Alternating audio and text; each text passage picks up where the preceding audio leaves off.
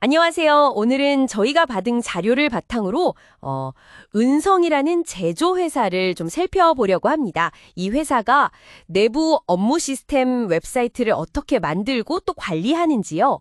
특히 기존 정보를 활용해서 새로운 메뉴나 코드를 효율적으로 개발하는 방식, 여기에 좀 초점을 맞춰보겠습니다. 자료를 보니까요, 회사는 한 30명 규모 정도 되고 철판 가공부터 납품까지 다 직접 하더라고요. 그리고 윤성.biz 라는 도메인으로 내부 업무 시스템, 납품서나 견적서, 생산관리 같은 거요. 이걸 운영 중이고요. 가비아 호스팅의 PHP 7.3, MySQL 8.0 환경이고 심지어 이카운트 ERP랑 API 연동까지 직접 개발했다고 해요. 아, 네. 이 시스템에서 제가 봤을 때 흥미로운 점은 그 구조가 아주 일관적이라는 겁니다. 그러니까 데이터베이스 테이블 하나에 웹사이트 폴더 하나, 딱 이렇게 1대1로 맞춰놨어요. 예를 들면 purchase라는 테이블이 있으면 웹사이트 소스 안에는 ww purchase 이런 폴더가 있는 거죠. 네, 바로 그 표준화된 구조, 그게 핵심인 것 같네요. 그래서 세일즈나 리페어 같이 새로운 업무 기능이 필요할 때요. 그냥 기존 폴더 복사해서 조금만 고치면 된다는 거죠. 맞습니다. 그게 이 방식이 아주 큰 장점이에요. 효율성이 극대화되는 거죠. 아하, 약간 레고 블록 맞추는 느낌이네요. 자, 그럼 이 블록들, 그러니까 그 핵심 파일들이 구체적으로 어떻게 돌아가는지 좀 더 들어볼까요? 네. 각 폴더 안을 보면요. 정해진 파일들이 거의 똑같이 들어있어요.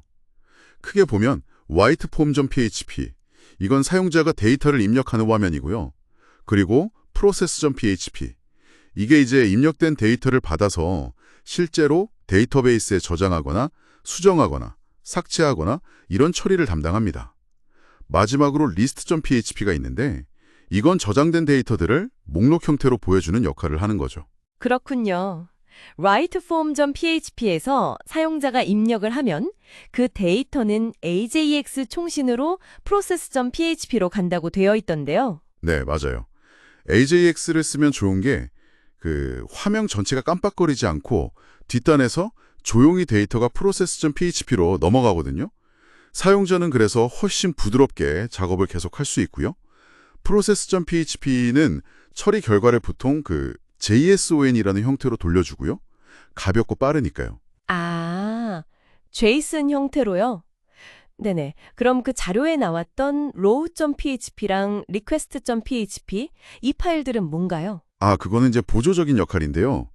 row.php는 데이터베이스에서 읽어온 값들을 화면에 보여주기 좋게 변수로 미리 설정을 해주는 거고요.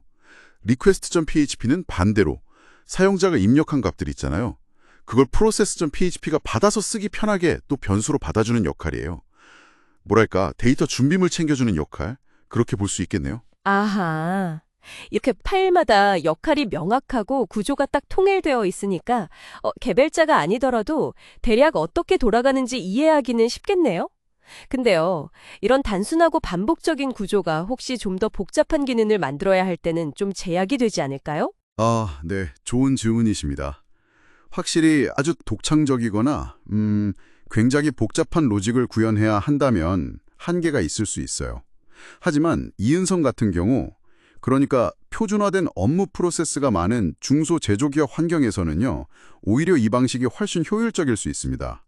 왜냐하면 새로운 기능이 필요할 때마다 처음부터 다 만드는 게 아니라 이미 잘 돌아가는 기존 폴더를 복사해서 테이블 이름이나 세부 로직 조금만 수정하면 되니까요. 개발 속도도 빠르고 유지 보수도 훨씬 편하죠. 기존 정보를 아주 영리하게 재활용하는 전략이라고 볼 수 있습니다. 그렇군요.